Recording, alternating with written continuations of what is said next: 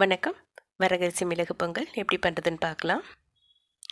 50 gram விட கொஞ்சம் குறைச்சலாக பைத்தம்பருப்பு எடுத்துருக்கிறேன். இது நல்ல வாசனை வர வரைக்கும் வறுத்து எடுத்துக்கலாம். ரொம்ப செவந்துடக்கூடாது. ஓரளவுக்கு வாசனை வர வரைக்கும் இதை வறுத்துட்டு எடுத்துடலாம்.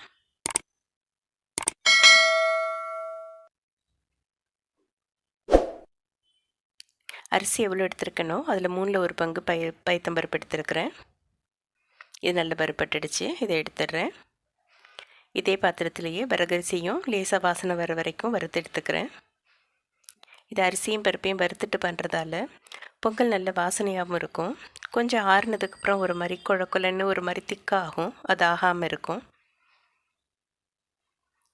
இதுவும் வறுபட்டுடுச்சு.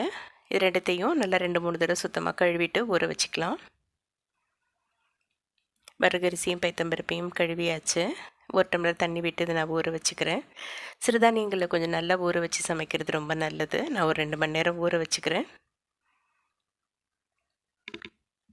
ஒரு மண் பாத்திரத்தில் அரிசியும் பருப்பும் சேர்த்து எவ்வளோ எடுத்துருக்கிறோமோ அதை விட 3 பங்கு தண்ணியை ஊற்றிக்கலாம். வரகரிசி ஊற வச்ச தண்ணியையும் இதில் சேர்த்துக்கிறேன். நான்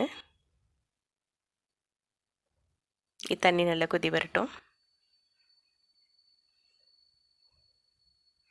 நல்லா கொதிச்சிருச்சு. ஒரு துண்டு இஞ்சியும் கொஞ்சம் பச்சை மிளகாயும் கட் பண்ணி வச்சுருக்கிறேன். இது இதோடு சேர்த்துக்கிறேன்.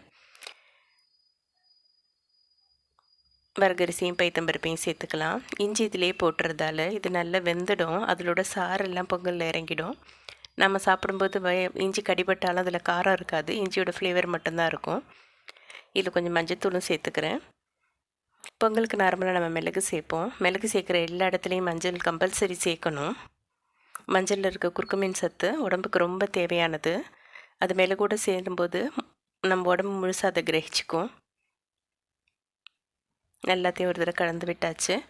இது கொதி வரட்டும். இதில் நான் உப்பும் சேர்த்துட்டேன்.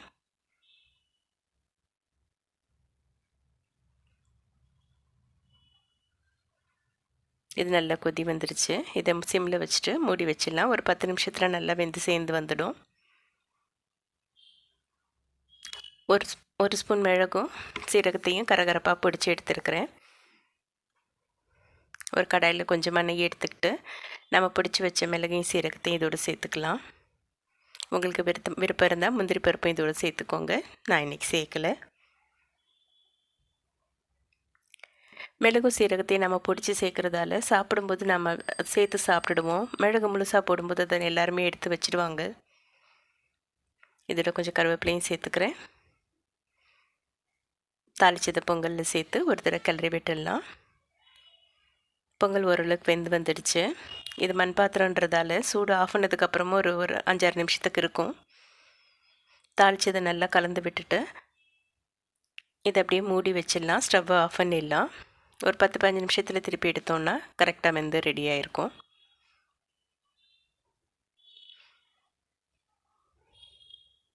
இந்த அளவு 2லேருந்து 3 பேருக்கு போதுமாக இருக்கும். இது நல்லா கலந்து விட்டுட்டேன்.